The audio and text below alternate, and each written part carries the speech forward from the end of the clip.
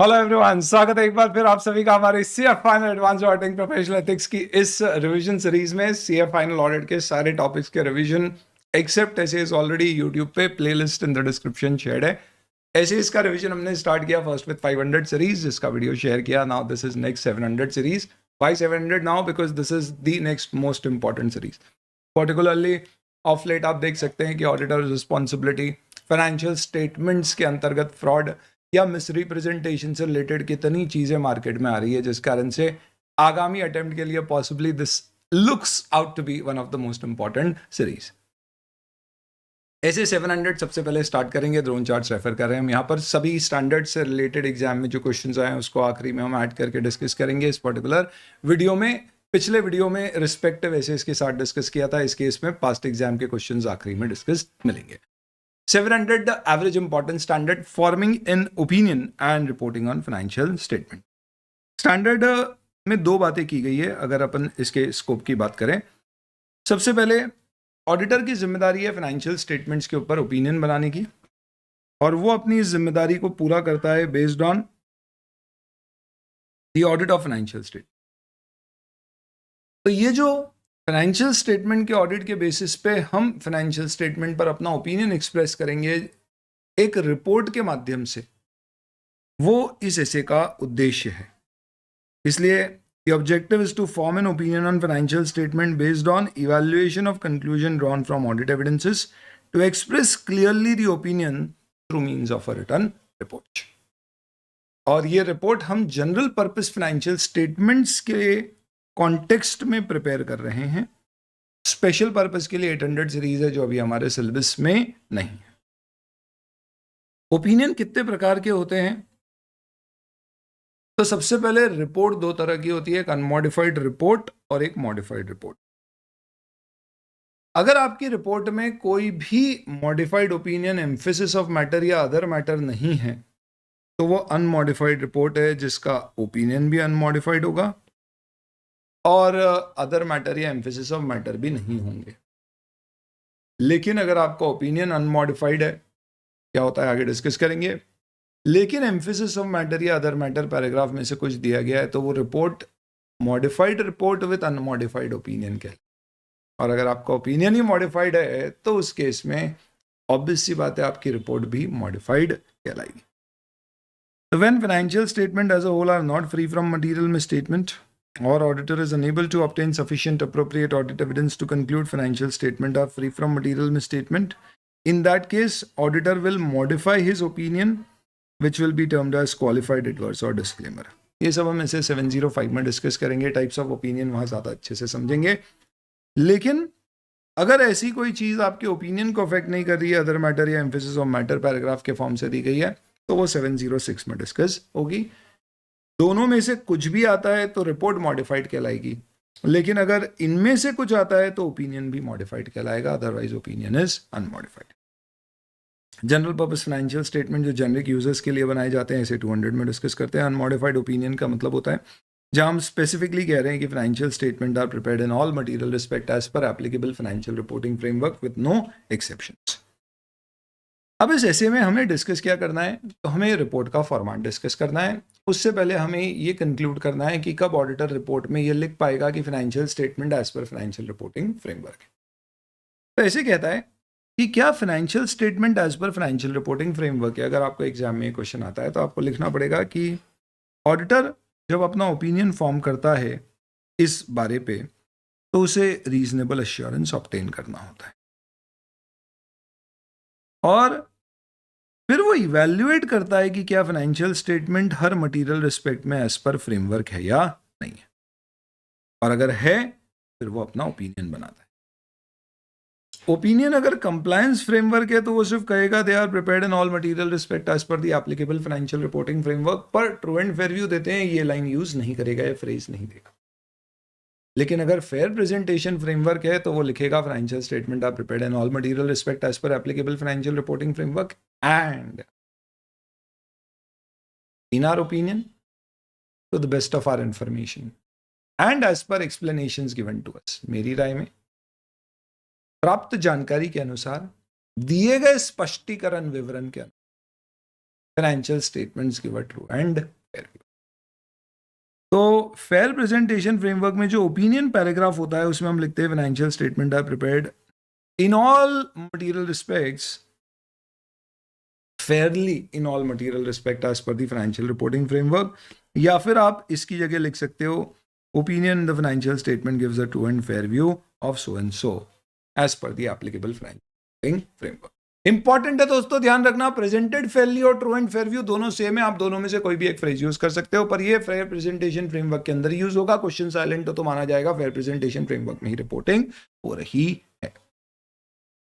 इसके अलावा कहा गया है कि एप्लीकेबल फाइनेंशियल रिपोर्टिंग फ्रेमवर्क में ऑडिटर को कुछ चीजें और इवैल्यूएट करनी, तब जाके वो कह पाएगा कि financial statement as per framework बने, जब अकाउंटिंग पॉलिसीज जो भी सिग्निफिकेंट पॉलिसी है वो सही तरह से सिलेक्ट और अप्लाई की गई है, और साथ ही साथ में ये accounting policy consistently as per framework apply की।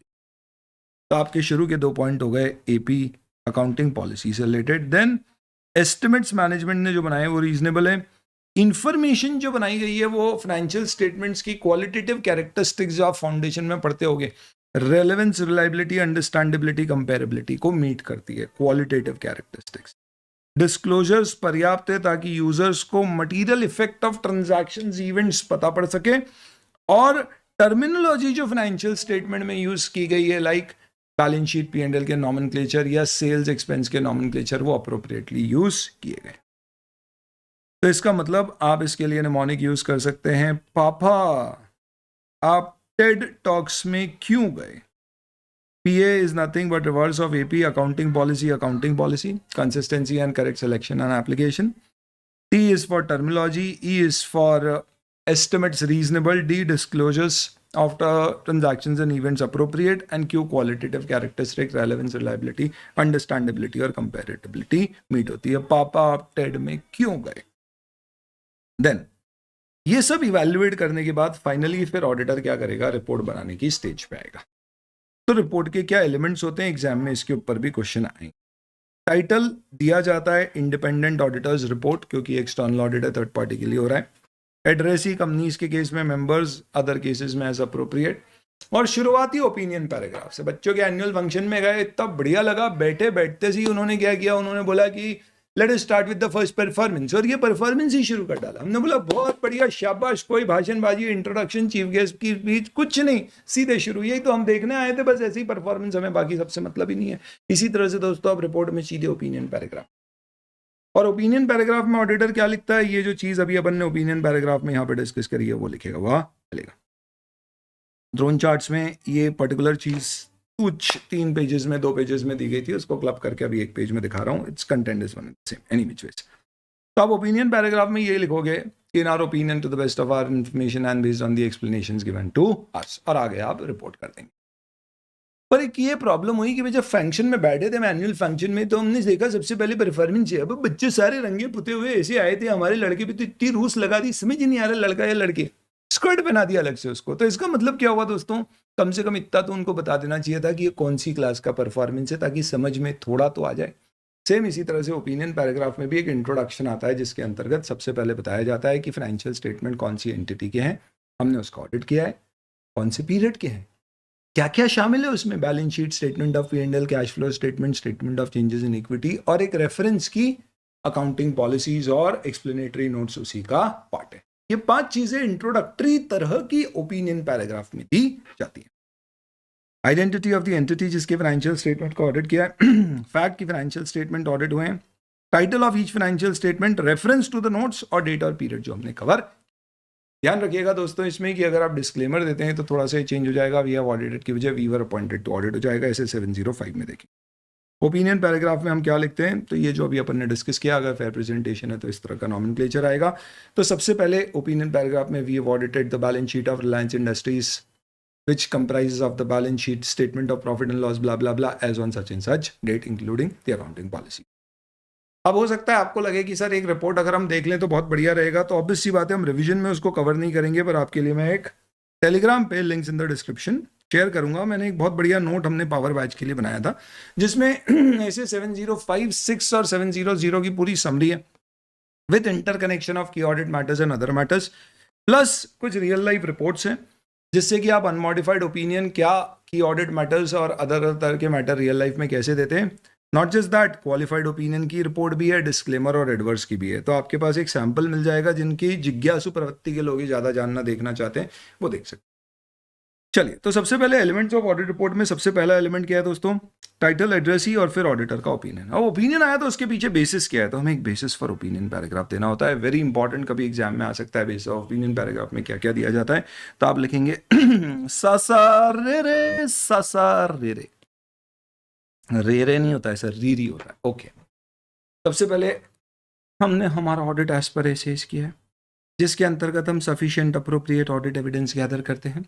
हमारी रिस्पॉन्सिबिलिटीज एसेस में दी गई है, जिसका विवरण एक्सप्लेनेशन आगे हमने अनेक्शर में या अपेंडिक्स में या आगे रिपोर्ट में कहीं दे रखा है। तो ऑडिटर्स की डिटेल रिस्पॉन्सिबिलिटी रिपोर्ट में आगे के सेक्शन में दी जाएगी, ताकि ओपिनियन सेक्शन ओवरलोडेड ना हो जाए इन्फॉर्मेशन से। एंड हमारी रिस्पॉन्सिबिलिटी है कि हम काम इंडिपेंडेंटली और एथिकल रिस्पॉन्सिबिलिटी फुलफिल करके करें। ये चार चीजें ऑडिटर रिस्पॉन्सिबिलिटी पैराग्राफ में की बेसिस फॉर ओपिनियन पैराग्राफ में आएगी, और डिटेल रिस्पॉन्सिबिलिटी का एक सेपरेट सेक्शन बनाया जाएगा। देन गोइंग कंसर्न से रिलेटेड अगर मटेरियल अनसर्टेनिटी है तो आपको रिपोर्ट करना है, एक अलग से उसका पैराग्राफ बनाना है। अगर कोई मटेरियल अनसर्टेनिटी नहीं है, सब प्रॉपर है, तो फिर ये पैराग्राफ नहीं दिखेगा। की ऑडिट मैटर सिर्फ लिस्टेड कंपनीज में ऐसे 701 में डिस्कस करेंगे। मैनेजमेंट की रिस्पॉन्सिबिलिटी आगे डिस्कस करेंगे, क्या क्या मैनेजमेंट की रिस्पॉन्सिबिलिटी पैराग्राफ में शामिल होगा, ताकि यूजर को पता पड़े मैनेजमेंट ने क्या किया और ऑडिटर ने, और ऑडिटर की डिटेल रिस्पॉन्सिबिलिटी आगे दी जाए। कोई भी लॉ एंड रेगुलेशन की रिक्वायरमेंट के अंतर्गत अगर आपके ऊपर कोई रिपोर्टिंग करना है, जैसे कि 143(3) या कारों की, तो उसके लिए एक सेपरेट सेक्शन ऑडिट रिपोर्ट में बनाया जाएगा, जिसकी हेडिंग होगी report on other legal and regulatory requirements, जिसमें आप फिर 143(3) कारों तरह की रिपोर्टिंग देंगे। साइन आपको अपने नाम से करनी है, फॉर्म का नाम देना है, मेंबरशिप नंबर, फॉर्म का रजिस्ट्रेशन नंबर देना है, प्लेस ऑफ सिग्नेचर जहां पे आपने ऑडिट रिपोर्ट साइन करी है उसके शेयर का नाम, डेट ध्यान रखना बोर्ड ऑफ डायरेक्टर के अप्रूवल की डेट से पहले की डेट नहीं होना चाहिए, एविडेंस ऑब्टेन करने की डेट से पहले की डेट नहीं होना चाहिए, प्लस आपको यूडन भी डेट प्लेस के साथ में देना पड़ेगा, यूनिक डॉक्यूमेंट आइडेंटिफिकेशन। इन सब में दो ही चीज इलैबोरेट करनी है, मैनेजमेंट रिस्पॉन्सिबिलिटी, ऑडिटर रिस्पॉन्सिबिलिटी। छोटा सा डिस्कशन है मैनेजमेंट रिस्पॉन्सिबिलिटी में क्या क्या आएगा। सबसे पहली बात भैया, मैनेजमेंट की जिम्मेदारी है कि वो financial statement, financial reporting framework के अनुसार बनाए, और उसके बाद तो बहुत ही सिंपल है, ICGC है, इंटरनल कंट्रोल्स उन्होंने मेंटेन किए हैं, गोइंग कंसर्न बेसिस पे फाइनेंशियल स्टेटमेंट बनाएं और दोस्त चार्ज विद गवर्नेंस को आइडेंटिफाई। सबसे बड़ा सेक्शन होता है ऑडिटर्स रिस्पॉन्सिबिलिटी सेक्शन। इस सेक्शन को दिया कहां पर जाता है, तो ऑडिट रिपोर्ट में आप आगे दे सकते हैं। हालांकि ऐसे कहता है कि ऑडिट रिस्पॉन्सिबिलिटी सेक्शन अगर आप body of the audit report में ना भी देना चाहें तो दूसरा ऑप्शन है कि आप अपेंडिक्स में दे दें, क्योंकि ये बड़ा सेक्शन है, लोड कर रहा है, रिपोर्ट को बड़ा कर रहा है, तो आप पीछे दे दो, या फिर आप वेबसाइट पे भी दे सकते हो, पर वेबसाइट पे तभी देना जब लॉ स्पेसिफिकली परमिट करे, यानी कोई लॉ लिखे कि भाई auditor responsibility is to be given on the website, then we will just give a web link in the auditors report. आज की तारीख में इंडिया में ऐसा नहीं बोला गया है, तो इसलिए आपको एक्चुअल रिपोर्ट में ही अंदर दिखेगी। ऑडिटर्स रिस्पॉन्सिबिलिटी से रिलेटेड दोस्तों आपके पास 3 पैराग्राफ्स में यहाँ पे डिस्कशन किया गया है, आपको ये तीनों समझना पड़ेंगे रिस्पॉन्सिबिलिटी में क्या क्या आता है। आपको लगेगा ये इंपॉर्टेंट नहीं है, थ्योरी है, कोई काम नहीं आती है, सही बताऊं ना तो ये सिर्फ आप अपने दिल को मनाने के लिए बोल रहे हो, कल दिन एग्जाम में आ गई तो क्या करोगे, हवन करेंगे हवन करेंगे हवन करेंगे, अगली एग्जाम के लिए बात करते हो। इससे अच्छा है फटाक से 2 मिनट में एक बार रिवीजन में सुन लो ये क्या होता है, और वंस फॉर ऑल आपके लिए ये तैयार हो गया। रिवाइज करना है, बार बार सुनना है वीडियो को, बार बार तो दिमाग में फिट भी हो जाएगा, एग्जाम में बाकायदा कोट करके आ पाओगे। ऑडिटर्स रिस्पॉन्सिबिलिटी में सबसे पहले हमें देना है कि भैया हमारे ऑडिटर का ऑब्जेक्टिव क्या होता है, रीजनेबल एश्योरेंस ऑब्टेन करके रिपोर्ट।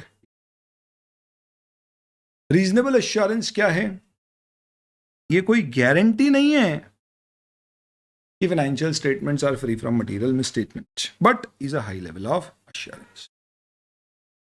और इसमें हम क्या रिपोर्ट करते हैं, हम रिस्पॉन्सिबिलिटी में बताते हैं कि भाई हम financial statement free from material misstatement है, तो मिसस्टेटमेंट क्या होते हैं, फ्रॉड और एरर से आ सकते हैं, और कब उन्हें मटेरियल माना जाता है, जब वो economic decisions of the users, primary users which are taken based on the financial statements को अफेक्ट कर सकें। और थोड़ा सा मटेरियलिटी की डेफिनेशन भी दे देंगे क्या होती है। याद करने का सबसे पहला तरीका, ऑडिटर की रिस्पॉन्सिबिलिटी में आप क्या लिखोगे, रागा अभी भी M&M की चॉकलेट खाता है। रीजनेबल एश्योरेंस, रागा कौन है सर, गा से गारंटी, मटेरियलिटी और मिसस्टेटमेंट। मिसस्टेटमेंट, फ्रॉड और एरर, मटेरियलिटी क्या होती है और उसकी डेफिनेशन। रागा अभी भी M&M की चॉकलेट खाता है, ऑडिटर्स रिस्पॉन्सिबिलिटी का पहला पार्ट। सेकंड, फिर आप फर्दर ऑडिट रिस्पॉन्सिबिलिटी में थोड़ा बताओगे। अब आपने लिख दिया भैया audit responsibility audit as per SAs है, तो बेचारे थोड़े ना यूजर्स एसेज पढ़ेंगे, तो ब्रीफ में आप बताओ एसेज क्या क्या जाते हैं। तो सही बताओ दोस्तों, कौन से ऐसे 3 एसेज हैं, वाह वाह, कौन से ऐसे 3 ऐसे हैं जिसमें पूरे ऑडिट का सारांश आ जाता है in terms of the procedure. Sir सही बताएं, हाँ बताओ सर। 315, 330 और 500। क्या बात बोलिए बेटा। तो ऐसे याद रखना है आपको कि हम सबसे पहले identify and assess the risk of material में स्टेटमेंट करते हैं, and then we develop a response to the assessed risk, and then we obtain sufficient appropriate audit evidence which becomes the basis for forming our opinion. 300 series के 2 standard लिए तो 500 के भी 2 ले लो, नहीं तो 500 सीरीज बुरा मान जाएगी, तो 570। Our responsibility also includes whether the assumption of the management of going concern is appropriate। और ये 4 तो ऐसे वाले हो गए। इसके अलावा आपको क्या मुद्दों पे रिपोर्ट करना है? You have to report internal controls की हम अंडरस्टैंडिंग लेते हैं relevant to audit, not with the objective to express an opinion unless company law में रिक्वायरमेंट ओपिनियन एक्सप्रेस करने की। Accounting policies and accounting estimates check करते हैं, पॉलिसीज का सिलेक्शन अप्रोप्रिएट है, एस्टिमेट्स का रीजनेबिलिटी, और इन सब के बेसिस पे क्या फाइनेंशियल स्टेटमेंट फेयर प्रेजेंटेशन देते हैं।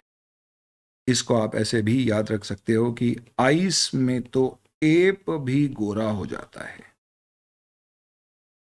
हाँ हाँ हाँ, बर्फ में अगर बंदर भी रहेगा तो गोरा हो जाएगा, इसी तरह से आइस में अगर एप भी रहेगा तो फेयर हो जाएगा। चलिए सर, ये तो बहुत ही रेसिस्ट निमोनिक दिया है आपने, नेवरदलेस। फाइनली इसके अलावा अगर आपकी एंटिटी में TCWG है तो फिर आपको एक और पैराग्राफ देना है जिसमें 3 चीजें होंगी कि हे TCWG, हमने तुम्हें हमारे ऑडिट का स्कोप और टाइमिंग डिस्कस कर लिया था, डेफिशिएंसीज ऑफ इंटरनल कंट्रोल तुम्हें बना दी थी, और प्लान डिस्कस कर लिया था जो ऐसे 260 की रिक्वायरमेंट। सेकेंड, अगर लिस्टेड कंपनी है तो हे TCWG, हम तुम्हें डिक्लेरेशन देते हैं कि हमने हमारा काम एथिकली किया है और इंडिपेंडेंस के साथ किया, जो कि ऐसे 260 में अगेन आता है। और तीसरा, अगर की ऑडिट मैटर है तो आपको बताना पड़ेगा कि हमने की ऑडिट मैटर कम्युनिकेट कर दिए हैं जैसे कि रिक्वायर्ड थे। की ऑडिट मैटर्स भी लिस्टेड एंटिटी में ही देने होते हैं, और TCWG से जो मैटर डिस्कस होते हैं उनमें से ही ढूंढ के दिए। तो ऑडिटर रिस्पॉन्सिबिलिटी के 3 सेक्शन हो गए दोस्तों। सबसे पहला वाला सेक्शन है जिसमें अपने को क्या बताने का कि ऑडिटर की रिस्पॉन्सिबिलिटी अल्टीमेटली क्या होती है। एक तरह से रागा M&M, हमें रीजनेबल एश्योरेंस, गारंटी नहीं है जो समझाया, एंड मिसस्टेटमेंट और मॉड्यूलिटी क्या होती है। उसके बाद में 315, 330, 500, 570 प्लस आईजेब गोरा, यानी कि फेयर प्रेजेंटेशन, अकाउंटिंग पॉलिसीज और एस्टिमेट्स एंड इंटरनल कंट्रोल्स। और फाइनली इन सब के बाद में TCWG को plan, timing, scope of audit बता दिया, इंडिपेंडेंस का डिक्लेरेशन दे दिया, और फाइनली की ऑडिट मैटर्स अगर हैं तो उसको आइडेंटिफाई करके रिपोर्ट कर दिया। ये सबसे बड़ा आपका ऑडिटर्स रिस्पॉन्सिबिलिटी सेक्शन है। मस्त एकदम, आपको मुझे लगता है कि इसको सुनने के बाद रिवाइज भी हो जाएगा। इन सब के अलावा कोई भी आपकी दूसरी reporting responsibility under law and regulation, तो इसके लिए आप एक सेपरेट सेक्शन बनाओगे जिसकी नॉर्मली हेडिंग होती है report on other legal and regulatory requirement, जिसमें कारो वगैरह तरह की रिपोर्ट्स आती है। सर ये तो सॉलिड फॉर्मेट दे दिया ऐसे 700 ने, पर हो सकता है कभी लॉ में फॉर्मेट दे दिया जाए जैसे टैक्स ऑडिट रिपोर्ट का 3C है 3CB, तो फिर हम लॉ का फॉर्मेट फॉलो करेंगे ऐसे का। ऑब्वियस सी बात है दोस्तों, लॉ विल प्रिवेल, और ऐसे तो आप लॉ का फॉर्मेट फॉलो करें।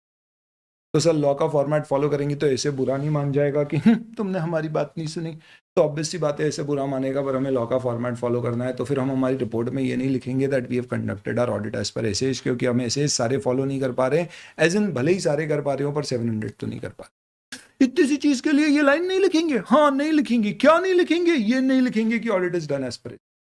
पर यार सर, पर ऐसा भी तो हो सकता है कि लॉ का फॉर्मेट ऐसे 700 के फॉर्मेट के जैसा ही हो, अगर एग्जैक्ट वैसा नहीं हो। बहुत बढ़िया बेटा, इसलिए ऐसे 700 कहता है कि अगर लॉ के फॉर्मेट में कम से कम इतनी चीजें आ रही है तो फिर तुम मान लेना कि लॉ का फॉर्मेट ऐसे के फॉर्मेट जैसा ही है, और इस पर्टिकुलर केस में फिर तुम लिख सकते हो कि audit is done as per SAs. Otherwise you will not mention audit is conducted as per SAs, however you are recommended and promoted to follow, यानी आपको फॉलो करना है पर लिखना नहीं है। पर अगर ये चीजें लॉ के फॉर्मेट में भी दी हुई है तो फिर आप ये भी लिख देना कि audit is done as per SAs. क्या क्या है? Title, address, opinion section. Opinion section में स्पेसिफिकली फाइनेंशियल रिपोर्टिंग फ्रेमवर्क की बात, ऑडिटर्स रिस्पॉन्सिबिलिटी का एक सेक्शन जिसमें एसेज, लॉ एंड रेगुलेशन का रेफरेंस है, और मैनेजमेंट रिस्पॉन्सिबिलिटी का सेक्शन। गोइंग कंसर्न का मैटर है तो उसका एक सेक्शन, की ऑडिट मैटर का सेक्शन, बेसिस फॉर क्वालिफाइड और एडवर्स। तो बेसिस फॉर ओपिनियन पैराग्राफ नहीं भी है, पर अगर क्वालिफाइड एडवर्स ओपिनियन है तो उसका बेसिस है तो भी चलेगा। तो ये एक एक्सेप्शन हो गया इंडिपेंडेंस का डिक्लेरेशन, सिग्नेचर प्लेस ऑडिट, यानी बेसिकली जो अपन ने देखे थे उसकी ब्रॉड कंटेंट्स अगर हैं तो फिर ये चलेगा। नेक्स्ट, अगर हमने हमारा ऑडिट एज पर एसे और एज पर इंटरनेशनल एसेज दोनों किया है तो क्या होगा? हो सकता है कि हमारी एंटिटी मल्टीनेशनल कंपनी है तो हमें दूसरी जगह के लिए रिपोर्ट फाइल करने के लिए एसेज के अनुसार कराना पड़ता है। सिंपल सा रूल है, कोई भी ऑडिट अगर दोनों स्टैंडर्ड्स इंटरनेशनल और इंडियन स्टैंडर्ड्स के अनुसार हुआ है और उस केस में आपकी रिपोर्ट सेम है, रिपोर्ट में ओपिनियन भी सेम है, एम्फेसिस ऑफ मैटर भी सेम है, अदर मैटर्स भी सेम है, तीनों में से किसी भी चीज़ में कोई डिफरेंस नहीं है, तो आप एक सिंगल कंबाइंड रिपोर्ट दे सकते हो जिसमें आप लिख सकते हो we have done our audit as per national and international standard, और आइडेंटिफाई कर देना national standards are standards issued by ECI in the name of standards on auditing, international standards are international standards on auditing issued by IAASB international auditing and assurance standard. तो ये accept हो जाएगा, चलेगा। इसी तरह से अगर कोई दूसरे स्टैंडर्ड्स हैं आपके अदर लॉ के तो आप अदर स्टैंडर्ड्स भी यूज़ कर सकते हैं, तो आप ऐसे ISA को बेसिकली रेफर कर लें, ठीक है। तो इस तरह से दैट इज एक्सेप्टेबल, आप ऐसा करेंगे तो चलेगा। ये OJ ऐसे क्या लिखा है, अदर ज्यूरिसडिक्शन ऐसे, तो गलत नहीं है, बेसिकली इंटरनेशनल एसेस की जगह दूसरे ज्यूरिसडिक्शन के एसेस के अनुसार किया। बस ये है कि आपका ओपिनियन प्लस अदर मैटर और एम्फेसिस ऑफ मैटर भी सेम होना चाहिए। नेक्स्ट, कई बार हो सकता है मैनेजमेंट ऐसी बदमाशी करे, जैसे कि इस बार MTP में भी एक क्वेश्चन आया कि मैनेजमेंट ने एक P&L और बना दिया जिसमें कई सारे एक्सपेंस को शामिल नहीं किया है, लेट्स से कैश एक्सपेंस को शामिल करके एक प्रॉफिट लॉस बना दिया जो कि फाइनेंशियल स्टेटमेंट का पार्ट नहीं है, पर मैनेजमेंट उसे साथ में प्रेजेंट करना चाहता है दिखाने के लिए।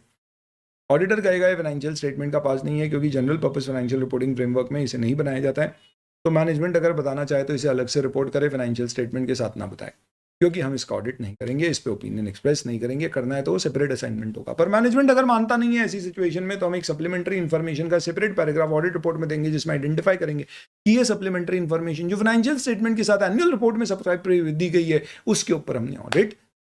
ध्यान रखना ये अदर इन्फॉर्मेशन नहीं है, अदर इन्फॉर्मेशन वो होती है जो directors report, management discussion analysis report जो दी जाती है जिसको देख के ही लगता है कि ये फाइनेंशियल स्टेटमेंट से अलग है, उसके ऊपर ऐसे 720 है, this is not other information, ठीक है। चलिए, तो if supplementary information not required by framework is given, it is not an integral part of financial statement. Hence, we will evaluate whether it is presented in such a way that it is differentiated from audited financial statement. If not, we will ask the management to change it. If he refuses, we will identify supplementary information and explain in the report that this is not audited by the.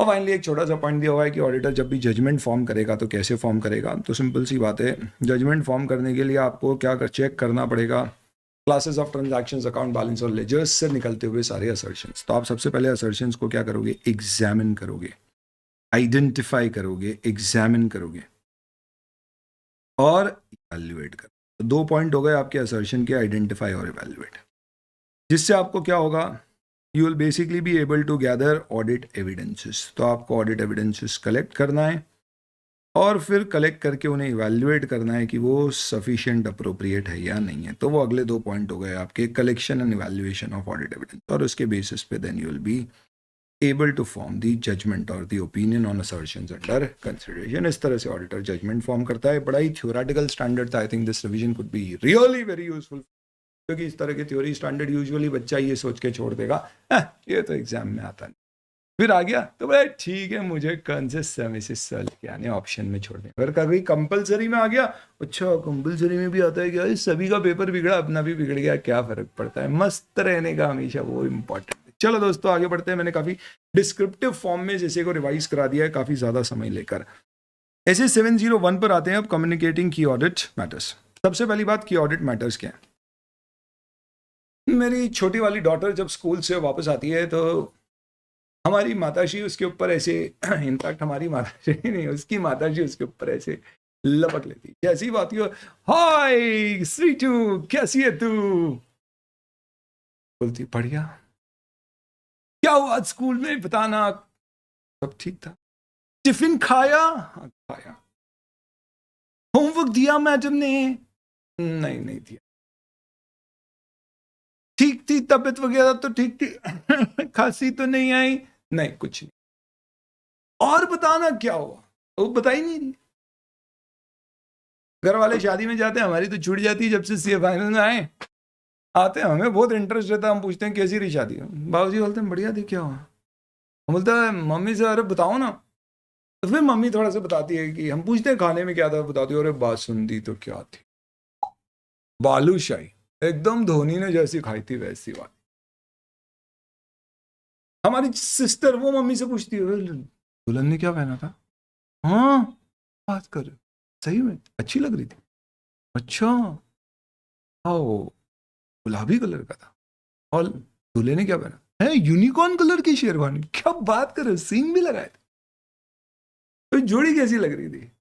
क्या हो रहा है दोस्तों, ये सब क्यों पूछ रहे हैं, अपने को लगता है क्या फालतू की बात है, उसको लगता है ये खाने की बात पूछ रहा है, अपन क्या फालतू की बातें पूछ रहे हैं। दोस्तों क्या है, अपन इन्वॉल्व होना चाहते हैं, क्योंकि हम गए नहीं थे शादी में पर हम जानना चाहते हैं वहां क्या हुआ, तो we want to have a further engagement with the audit, and this is basically the purpose of key audit matters. The financial statement users are not really involved in the financial reporting making process or the audit process. The only audit report and the financial statement is the window through which they understand what has happened during the year in terms of the financials and whether they are appropriate or not. But sometimes or the other, at least in the listed company, because public at large is a user of the financial statement, they will want to involve themselves into at least audit. कि यार auditor ने इस साल audit किया तो उसके क्या challenges थे. Not every challenge would ultimately lead out to a modified opinion.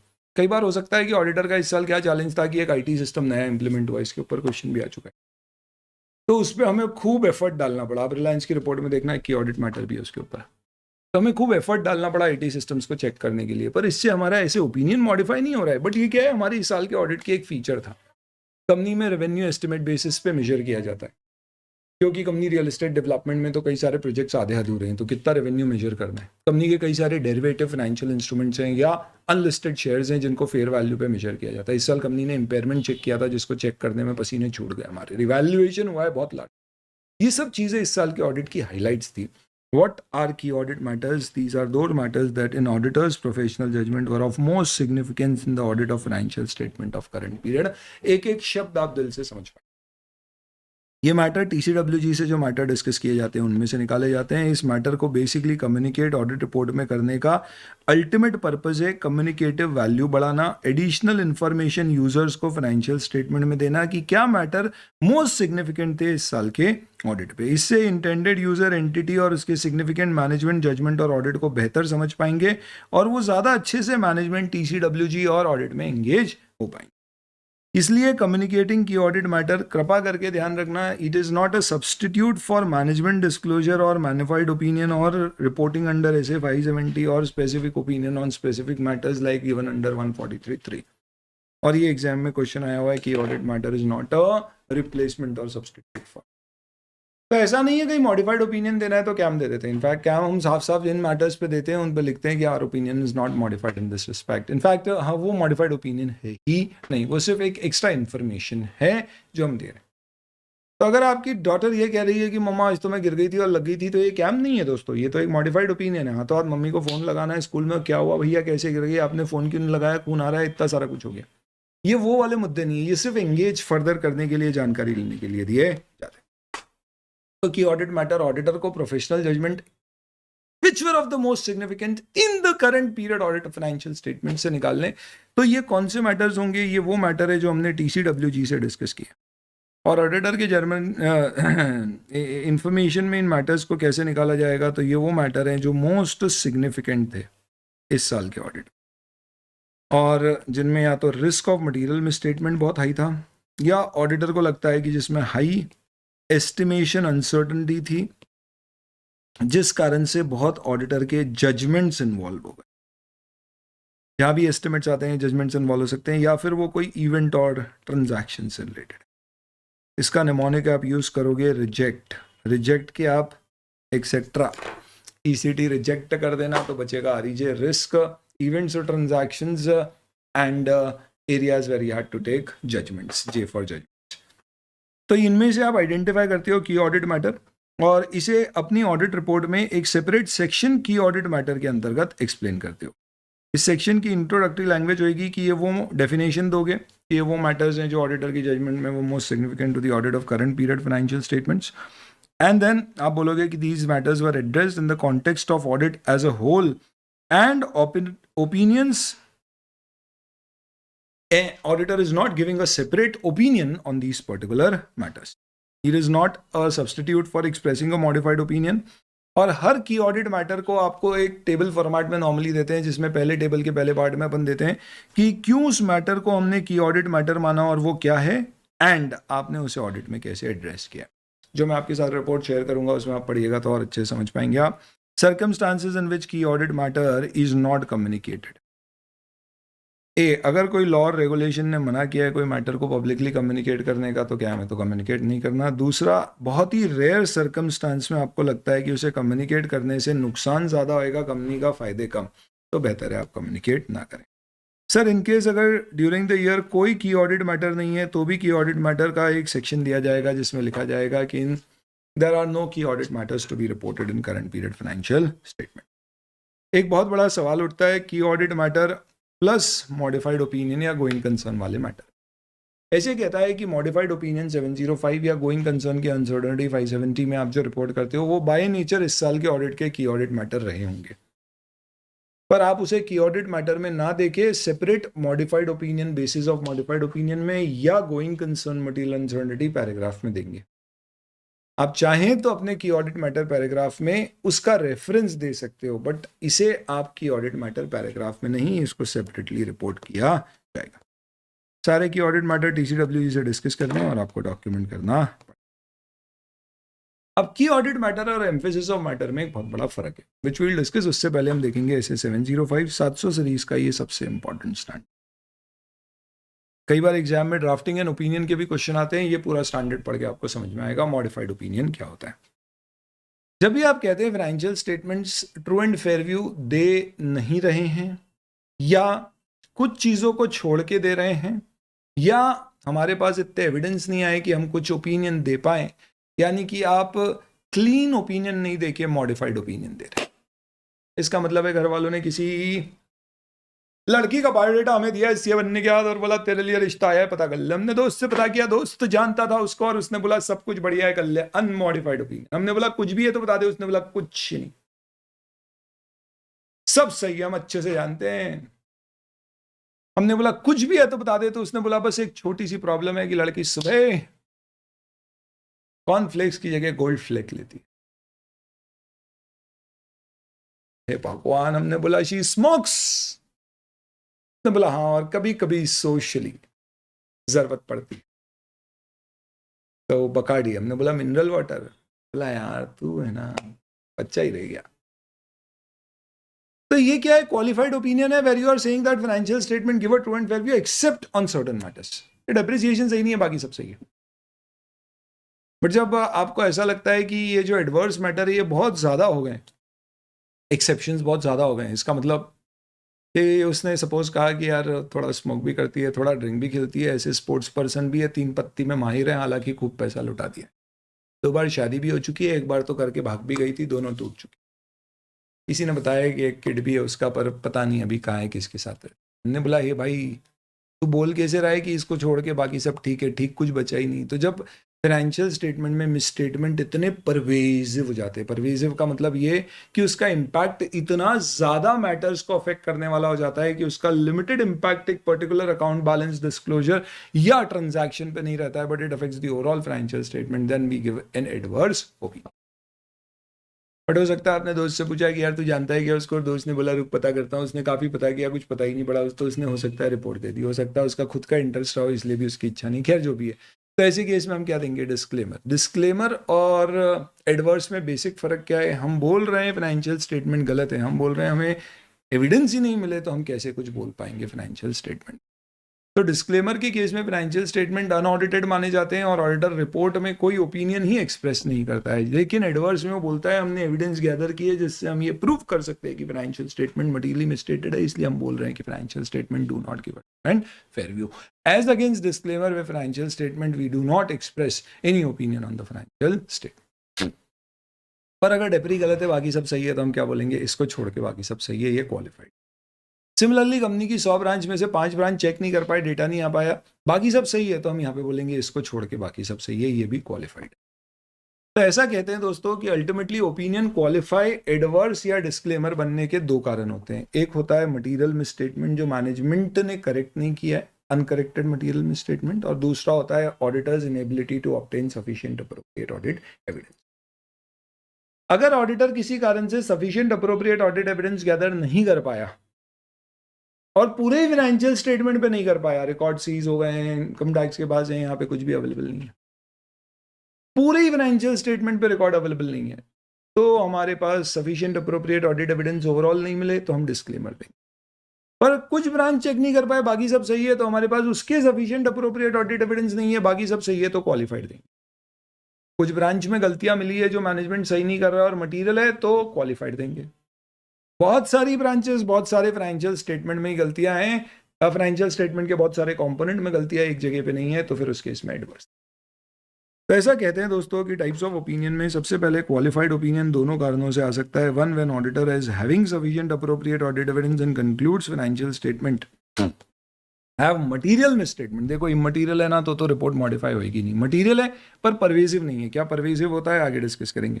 तो material but not pervasive, then he will give qualified. या फिर he is unable to obtain sufficient appropriate audit evidence because of which he is unable to determine the effect of those undetected or unidentified misstatements on financial statement which are material but not pervasive।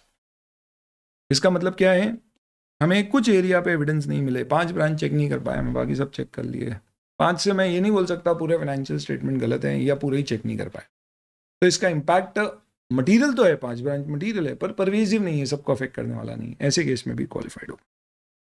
जहां आपको सही मिले, जिससे आप conclude कर रहे हो कि मटेरियल और परवेसिव में स्टेटमेंट है फाइनेंशियल स्टेटमेंट में, तो एडवर्स। और जहां आप unable to obtain sufficient appropriate audit evidence है, यानी कि वो मटेरियल भी हैं और परवेसिव भी हो सकते हैं, ओवरऑल है, तो उस पर्टिकुलर केस में आप क्या दोगे, डिस्क्लेमर। डिस्क्लेमर के केसेस में ऐसा भी हो सकता है कि ऑडिटर क्या करे, विड्रॉ कर दे, that is something which will. तो हमारे ऑडिटर या हमारे ऑडिट का ऑब्जेक्टिव क्या है, जब भी ऑडिट को ऐसा लगता है कि based on audit evidence obtain financial statement are not free from material misstatement और where is unable to obtain sufficient appropriate audit evidence that financial statement are free from material misstatement, he will have to express a modified opinion. How to express a modified opinion, if it is a qualified opinion तो हम लिखेंगे subject to या except to. किस में, तो सबसे पहले आपकी हेडिंग ओपिनियन की हो जाएगी मॉडिफाइड ओपिनियन, और बेसिस फॉर ओपिनियन की बेसिस फॉर क्वालिफाइड एडवर्स या डिस्क्लेमर ऑफ ओपिनियन।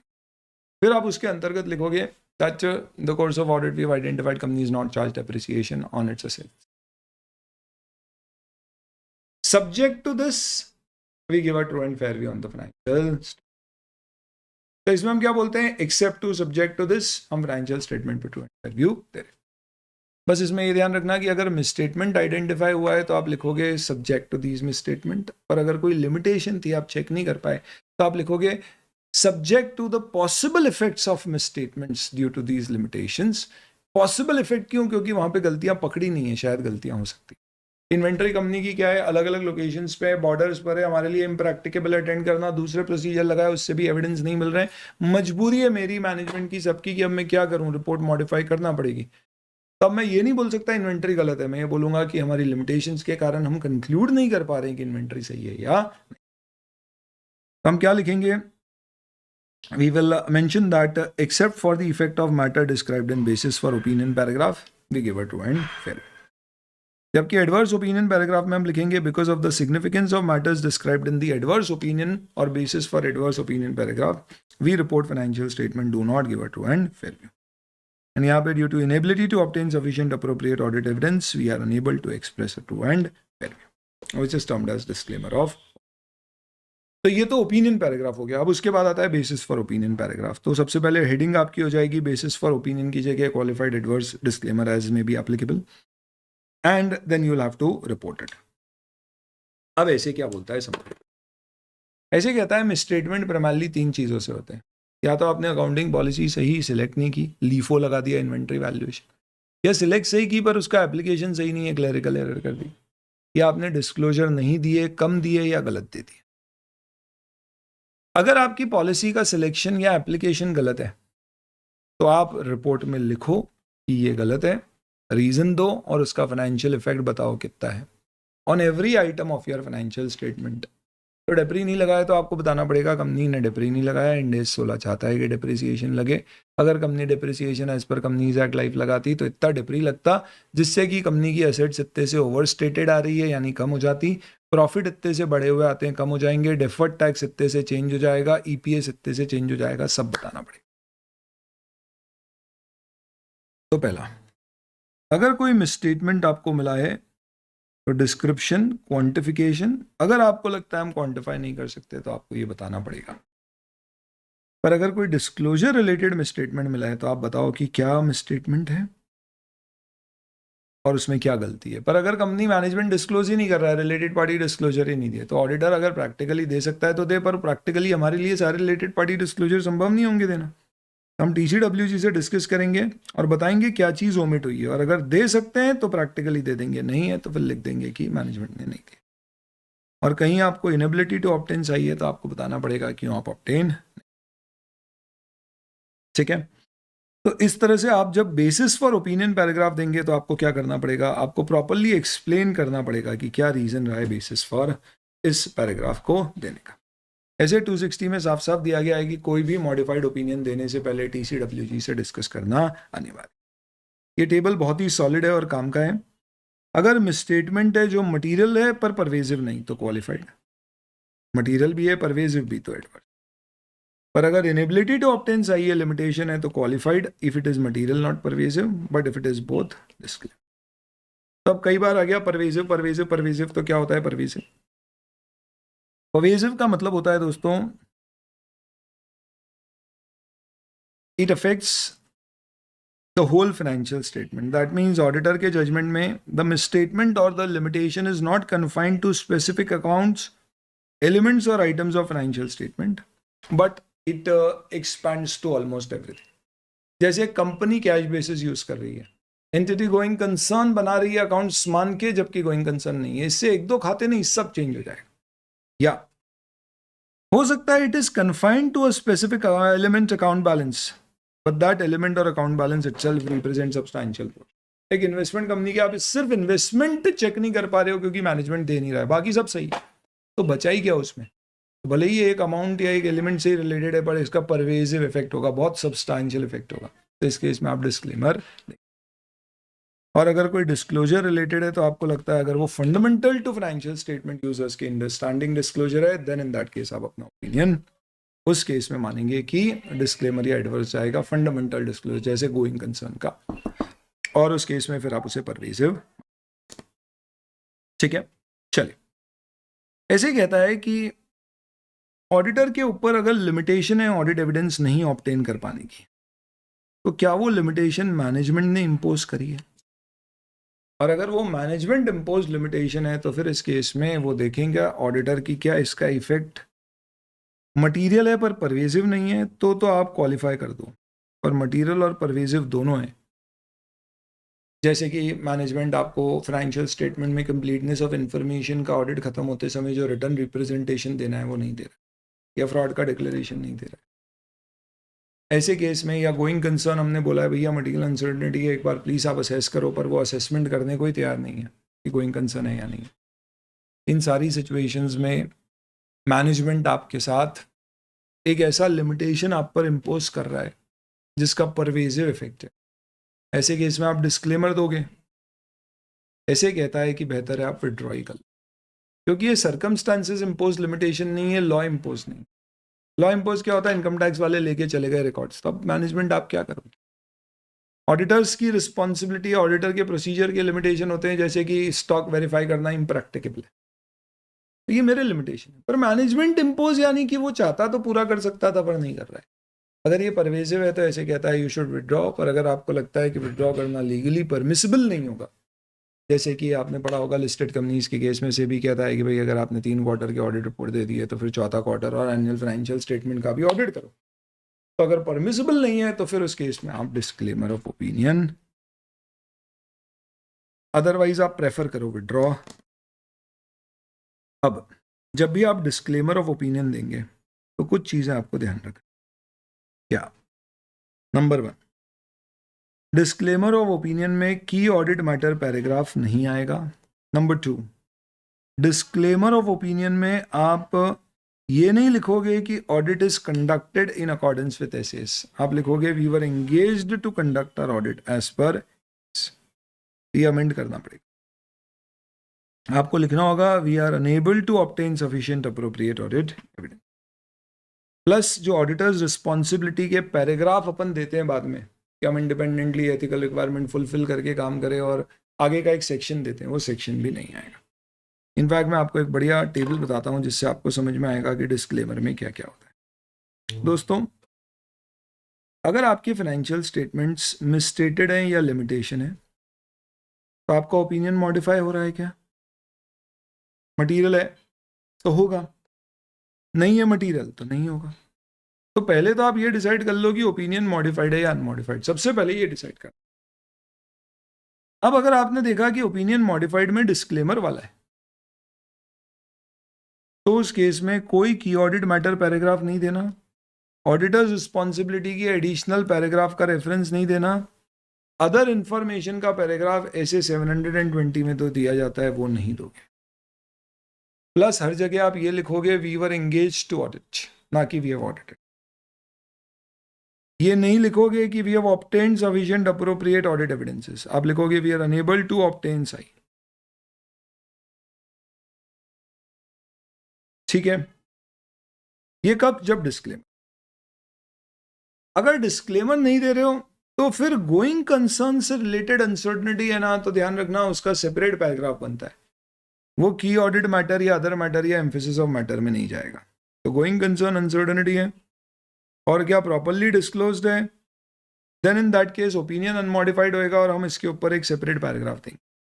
नहीं है तो ओपिनियन मॉडिफाई होगा प्लस सेपरेट पैराग्राफ जाएगा। कभी भी गोइंग कंसर्न में मटीरियल अनसर्टनिटी है तो एक सेपरेट पैराग्राफ आएगा, ओपिनियन मॉडिफाइड अनमॉडिफाइड दोनों हो सकता है। यानी कि सबसे पहले आप देखो मॉडिफाइड ओपिनियन देना है क्या, फिर देखो गोइंग कंसर्न है क्या, फिर उसके बाद में की ऑडिट मैटर अगर कोई है तो वो दो, वो नहीं है तो फिर एम्फेसिस ऑफ मैटर या अदर मैटर जो अपन 706 में डिस्कस करेंगे। तो आप अभी ये ध्यान रखना दोस्तों कि अगर डिस्क्लेमर है तो की ऑडिट मैटर पैराग्राफ ओपिनियन नहीं आएगा, ऑडिटर की एडिशनल रिस्पॉन्सिबिलिटी के पैराग्राफ नहीं आएंगे, we have obtained sufficient appropriate audit evidence की जगह वी वर अपॉइंटेड आ जाएगा, वी हैव ऑडिटेड की जगह वी वर अपॉइंटेड और we were unable to obtain साई, अदर इंफॉर्मेशन का पैराग्राफ नहीं। कब? डिस्क्लेमर। और फाइनेंशियल स्टेटमेंट क्या माने जाएंगे? अनऑडिटेड माने। ठीक है, ये आपका क्या डिस्कस हो जाता है ऐसे 705, वेरी इंपॉर्टेंट। एक और चीज ध्यान रखना दोस्तों, ऐसा पॉसिबल है कि आप बोल दो balance sheet does not gives a true and fair view पर P&L gives a true and, या cash flow statement does not gives a true and fair view, balance sheet P&L gives a true and. यानी एक financial statement या एक title of financial statement पे भी आप modified opinion specifically दे सकते हो, बाकी पे अनमॉडिफाइड। हाँ, पर अगर आप पूरे के ऊपर एडवर्स या डिस्क्लेमर दे रहे हो तो फिर आप ऐसा नहीं कर सकते कि किसी एक पर्टिकुलर आइटम के ऊपर आप अनमॉडिफाइड ओपिनियन। तो आप डिसाइड करो, या तो आप ओवरऑल पे एक ओपिनियन बना रहे हो या टाइटल वाइज बना रहे हो, अकॉर्डिंगली आपका ओपिनियन बनेगा। ठीक है, इन सब के अलावा ऐसा हो सकता है कि फाइनेंशियल स्टेटमेंट में कोई एक ऐसा मैटर हो जो ऑडिटर हाईलाइट करना चाहता है। जैसे रिलायंस ने 22 में अपने फाइनेंशियल स्टेटमेंट में 46,000 करोड़ के प्रॉफिट दिखाए, जिसमें से 36,000 करोड़ उसका प्रॉफिट जो आया था वो बेसिकली एक रिजर्व बनाया था, उस रिजर्व को उसने पी और एल में ट्रांसफर किया। नॉर्मली हम रिजर्व कभी भी ट्रांसफर करते हैं तो दूसरे रिजर्व में करते हैं, उसने पी और एल में क्रेडिट किया। एनसीएलटी के अप्रूवल के बेसिस पे ऐसा हुआ था, यानी अगर वो नहीं होता तो उसके प्रॉफिट 10,000 करोड़ होते हैं इंस्टेड ऑफ 46,000 करोड़। आप देख सकते हो 22 के फाइनेंशियल स्टेटमेंट रिलायंस। अब ये क्यों हुआ? क्योंकि एनसीएलटी ने स्पेसिफिकली बोला था कि कोई उनका गैस रिजर्व था जिसके ऊपर उन्होंने काफी लॉस बुक किया, तो इसके लिए बोला था कि आप रिजर्व से इस लॉस को बुक कर सकते हो, इनफैक्ट आप P&L से बुक करके रिजर्व से उसको P&L में क्रेडिट कर दें। ऑडिटर को इसको चेक करने में कोई बहुत ज्यादा टाइम नहीं लगा, यानी ये की ऑडिट मैटर नहीं था कि इस साल के ऑडिट में मोस्ट सिग्निफिकेंट मैटर, पर यह जरूर है कि इसको फाइनेंशियल स्टेटमेंट की यूजर्स के अंडरस्टैंडिंग के लिए हाईलाइट करना इंपॉर्टेंट है ऑडिट रिपोर्ट के मेन टेक्स्ट में, ताकि यूजर को साफ साफ समझ में आए कि फाइनेंशियल स्टेटमेंट में जो प्रॉफिट आ रहे हैं वो इस साल सब्सटैंशियली इस एक अजीब से ट्रीटमेंट के कारण आ रहे हैं जो एज पर इंड एस नहीं है। उस सेंस में ऑडिटर ने उसके ऊपर एक एम्फेसिस ऑफ मैटर दिया, उसे एम्फेसाइज करके बताया कि ऐसा ड्यूरिंग द ईयर हुआ। तो एम्फेसिस ऑफ मैटर और की ऑडिट मैटर में बहुत बड़ा फर्क है। Emphasis of matter financial statement में ऑलरेडी प्रॉपरली डिस्क्लोज्ड कोई मैटर है जो ऑडिटर को लगता है यूजर की फंडामेंटल अंडरस्टैंडिंग के लिए हाईलाइट करना जरूरी है, तो वो उसे एम्फेसिस ऑफ मैटर में रिपोर्ट करेगा। It is a paragraph included in the audit report that refers to a matter appropriately presented or disclosed in financial statement, which in auditor's judgment is of importance that it is fundamental to the user's understanding of financial statement. ध्यान रखना कि audit matter is significant to current period audit. Emphasis of matter is fundamental to user's understanding of financial statement. तो इसके लिए ज़रूरी है कि वो मैटर मैनेजमेंट ने प्रॉपरली फाइनेंशियल स्टेटमेंट में डिस्क्लोज किया, तो जो फाइनेंशियल स्टेटमेंट में नहीं है वो कभी भी एम्फेसिस ऑफ मैटर नहीं हो सकता, ये तय कर। दूसरा, उसकी प्रॉपर मैनेजमेंट ने डिस्क्लोजर अकाउंटिंग करी है, यानी वो मॉडिफिकेशन डिजायर नहीं करता है, रिक्वायर नहीं करता। और तीसरा, वो इतना फंडामेंटल मैटर है कि उसको ऑडिटर को अलग से हाईलाइट करना चाहिए। ऐसे ये भी कहता है कि कोई मैटर आपको ईओएम और कैम दोनों लग रहा है तो आप उसे कैम में report. The emphasis of matter paragraph shall include EOM paragraph provided auditor is not required to modify his opinion. In fact, उस paragraph में EOM के paragraph में लिखना भी पड़ता है कि यार opinion is not modified in that on this matter. ये कैम भी नहीं होना चाहिए। जब ऑडिटर EOM पैराग्राफ देगा तो एक सेपरेट सेक्शन बनाएगा with heading emphasis of matter, उसमें क्लियर रेफरेंस देगा वो फाइनेंशियल स्टेटमेंट के वो डिस्क्लोजर्स का जिसे वो एम्फेसाइज करना चाह रहा है, और बताएगा कि उसका ओपिनियन इस मैटर से रिलेटेड मॉडिफाइड।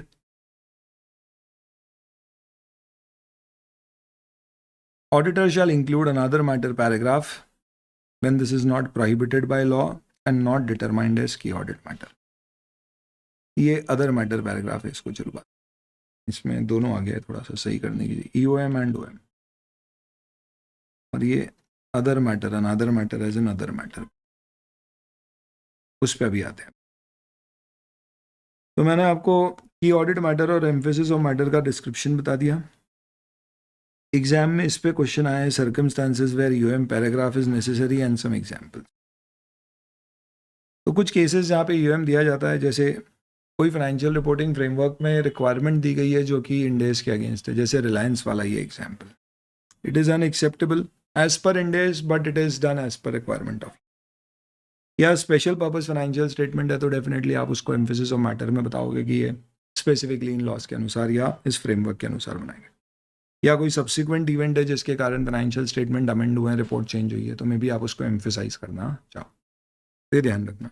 ये रिलायंस वाला केस है, एनसीएलटी वाला, स्पेशल पर्पस फ्रेमवर्क या फिर SA 560 रिपोर्ट। इन केसेस में ये एग्जाम्पल्स हैं जहाँ पे यूएम ज़रूरी हो सकता है। कोई एक्सेप्शनल लिटिगेशन मैटर है जिससे हो सकता है कंपनी हार गई तो वो इन कंसर्न पे डाउट आ जाए, जैसे वोडाफोन के ऊपर था। सिग्निफिकेंट सब्सिक्वेंट इवेंट हो सकती है। It can be a new accounting standard और it could be a major catastrophe, as in कोई मेजर हिस्सा लॉस हुए नेचुरल कैलामिटी के कारण, या कोई नया इंडेस जल्दी अडॉप्ट किया, ऐसी भी चीज़ें दे सकते हो। इनफैक्ट यहाँ कह सकते हैं इट इज़ नेसेसरी और यहाँ पे इट मे बी नेसेसरी, हो सकता है आपको देना पड़े। सवाल ये भी उठता है कि एम्फेसिस ऑफ मैटर पैराग्राफ कहाँ दिया जाएगा। ऐसे कहता है कि आपका जजमेंट है कि एम्फेसिस ऑफ मैटर पैराग्राफ कहाँ पर आना चाहिए। It is purely based on what will be appropriate for user understanding. तो अगर ये फाइनेंशियल स्टेटमेंट को ओवरऑल अफेक्ट कर रहा है तो मे बी आप ओपिनियन से पहले दे दो, अदरवाइज यूजुअली इसे ओपिनियन पैराग्राफ के बाद दिया जाता है। तो नॉर्मली आप देखेंगे तो ओपिनियन पैराग्राफ के बाद और की audit matter other matter paragraph के पहले होगा, but it depends.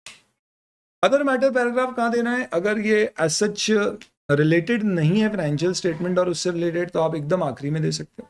May be आप चाहो तो उससे पहले दे सकते हो, if it is required for better understanding of the subsequent paragraphs of the report, like auditors responsibility समझने के लिए अदर मैटर जरूरी है तो उससे पहले भी दे सकते हो। तो what is other matter paragraph? सबसे पहली चीज, अदर मैटर पैराग्राफ वो चीज है जो ए फाइनेंशियल स्टेटमेंट में डिस्क्लोज नहीं है, बी मिसस्टेटमेंट या लिमिटेशन भी नहीं है, यानी कि ऑडिट रिपोर्ट उससे मॉडिफाई नहीं होना चाहिए। पर हम ये सिर्फ इसलिए बताना चाह रहे हैं ताकि यूजर्स बेहतर तरह से ऑडिट या ऑडिटर्स रिस्पॉन्सिबिलिटी या फिर ऑडिटर की रिपोर्ट को समझ सके। जैसे कि प्रीवियस ईयर अनऑडिटेड था, तो आप चाहो तो बता सकते हो, इनफैक्ट आपको बताना चाहिए प्रीवियस ईयर अनऑडिटेड।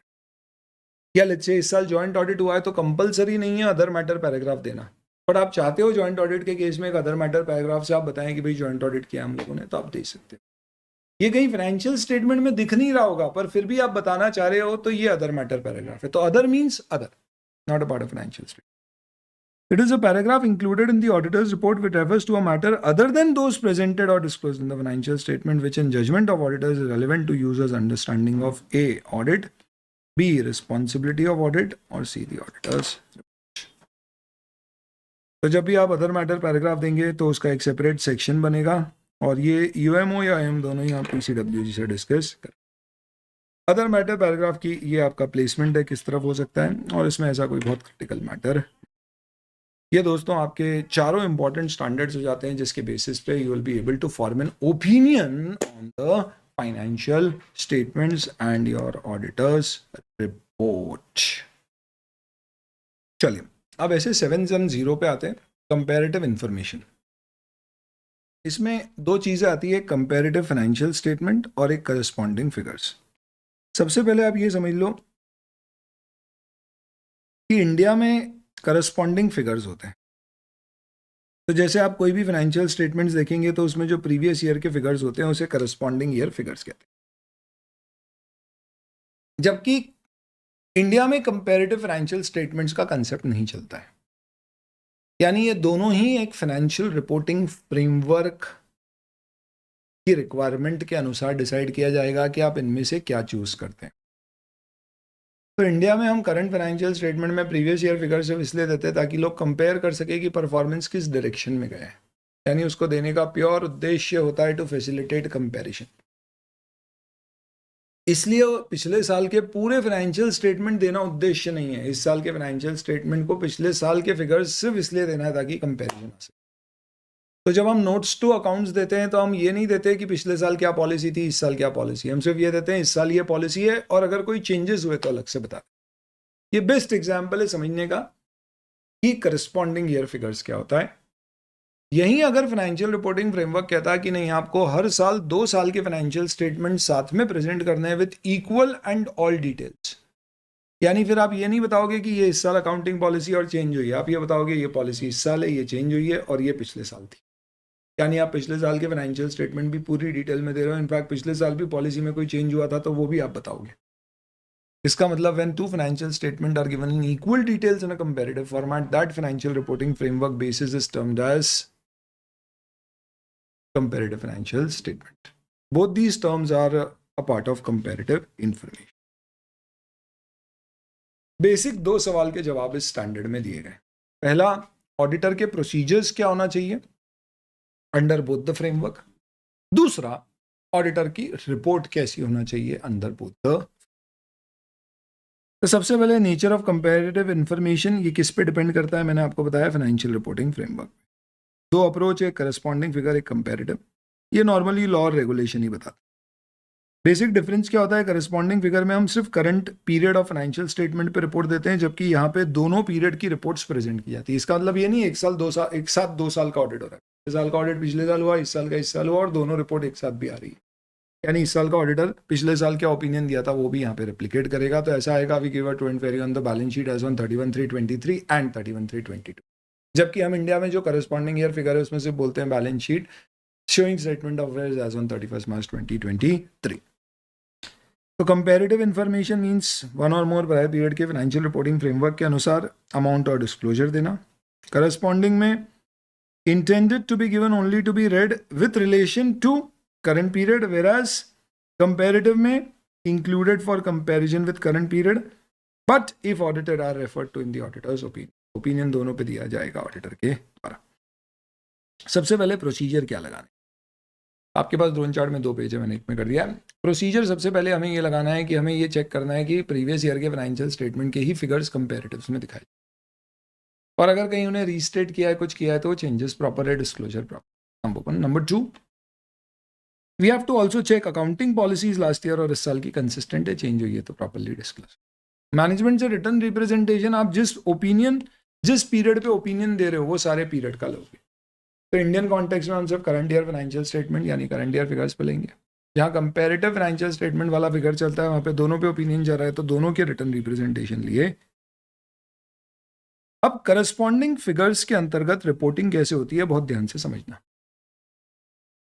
सिंपल सा रूल है कि अगर पिछले साल ऑडिट नहीं हुआ, ये इंडिया वाला कॉन्टेक्स्ट है, तो आपको एक एम्फेसिस ऑफ मैटर कंपलसरी देना है, जिसमें आपको other matter paragraph, emphasis of matter नहीं सॉरी अदर मैटर, क्योंकि ये ऑडिट फाइनेंशियल स्टेटमेंट से रिलेटेड कोई मैटर नहीं, ऑडिट से रिलेटेड है। आपको एक अदर मैटर पैराग्राफ कंपलसरी देना है जिसमें आपको लिखना है कि पिछले साल के फाइनेंशियल स्टेटमेंट ऑडिटेड नहीं है, पर हमारी ओपनिंग बैलेंस पे सफिशिएंट अप्रोप्रिएट ऑडिट एविडेंस प्राप्त करने की जिम्मेदारी एज इट इज। तो ओपनिंग बैलेंस क्या बताता है कि ओपनिंग बैलेंस चेक करो, ये क्या बताता है प्रीवियस ईयर के फिगर्स साथ में रिपोर्ट करो अगर फाइनेंशियल रिपोर्टिंग की रिक्वायरमेंट है तो, और उसमें फिर आपको चेक क्या करना है और अगर गलती वगैरह मिले तो रिपोर्ट क्या करना है, अगर उसका ऑडिट नहीं हुआ तो क्या। अगर प्रीवियस ईयर अनऑडिटेड है तो अदर मैटर पैराग्राफ देना कंपलसरी है, जिसमें बताना है प्रीवियस ईयर अनऑडिटेड है पर हमने ओपनिंग बैलेंस पे सही ऑब्टेन किया है इस पर 510। लेकिन अगर प्रीवियस ईयर का ऑडिट, तो बढ़िया है, हमें क्या प्रॉब्लम है। उस केस में दो बातें हो सकता है, प्रीवियस ईयर के ऑडिटर की रिपोर्ट मॉडिफाइड हो, तो हमें इस साल चेक करना होगा। अगर वो चेक किया और मालूम पड़ा सब सही कर दिया मैनेजमेंट ने इस साल, तो फिर आपको कोई मॉडिफाइड ओपिनियन देना नहीं है कि लास्ट ईयर मॉडिफाइड था तो इस साल भी मॉडिफाइड जाएगा, नहीं। आप अनमॉडिफाइड ओपिनियन दे दो सब सही हो गया है, तो आपको ये भी नहीं बताना लास्ट ईयर गलत था अब सही हो गया। चाहो तो उसका जो करेक्शन इस साल मैनेजमेंट ने किया है उसका एम्फेसिस ऑफ मैटर दे सकते हैं जरूरत हो तो। पर अगर पिछले साल का मॉडिफिकेशन आपने चेक किया और मालूम पड़ा इस साल भी वो गलती कंटिन्यू हो रही है, तो फिर इस साल की भी ओपिनियन मॉडिफाई होगी।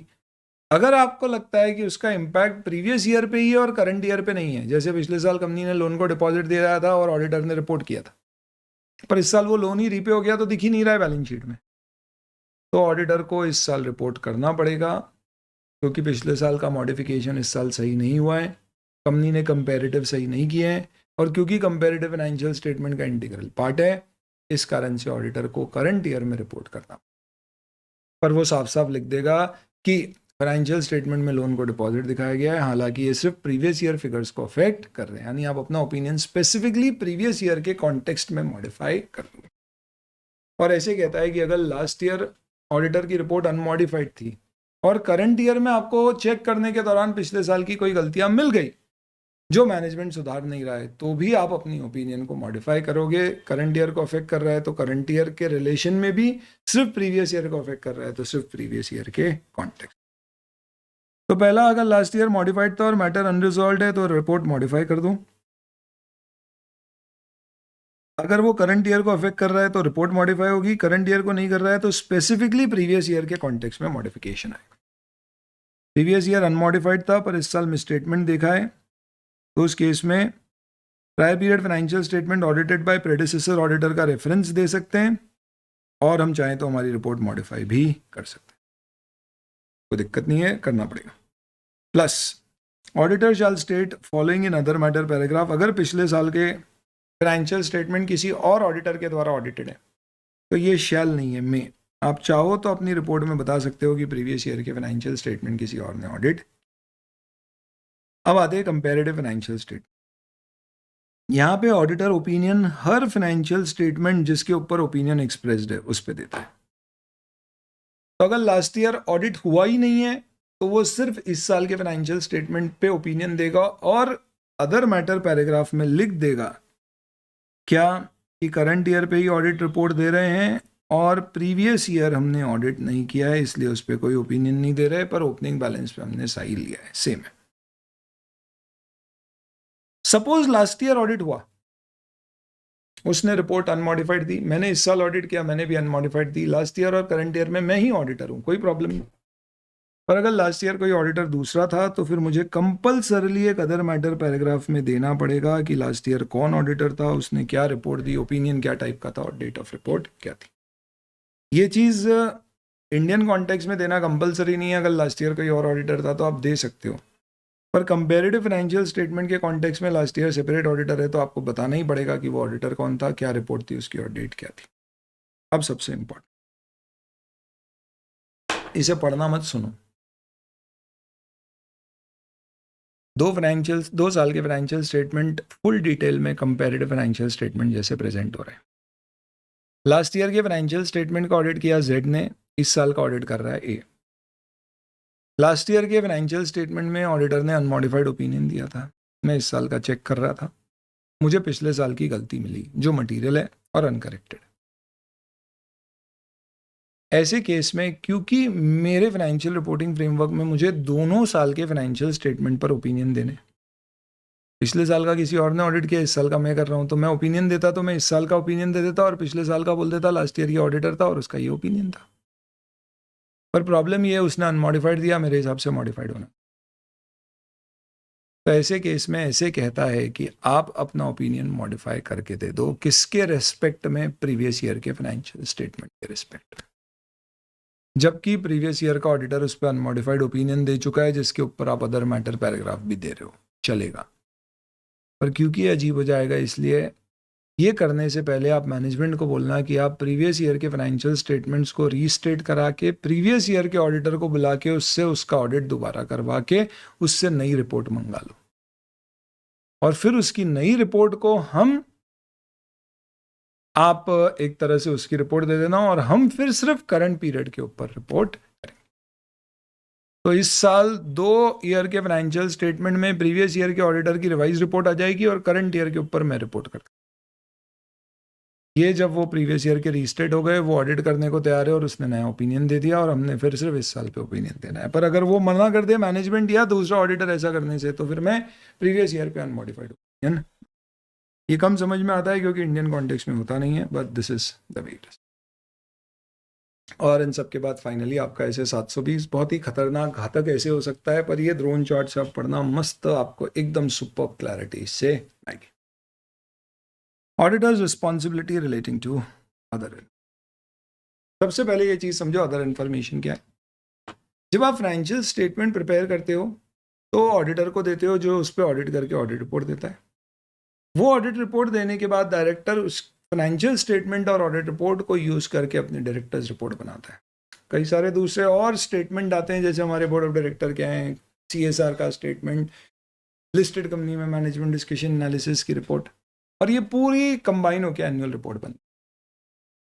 अब एक सीधी सी बात है दोस्तों कि हमारा काम सिर्फ फाइनेंशियल स्टेटमेंट को चेक करके उसके ऊपर ऑडिट रिपोर्ट देना। पर समझो ऐसा है कि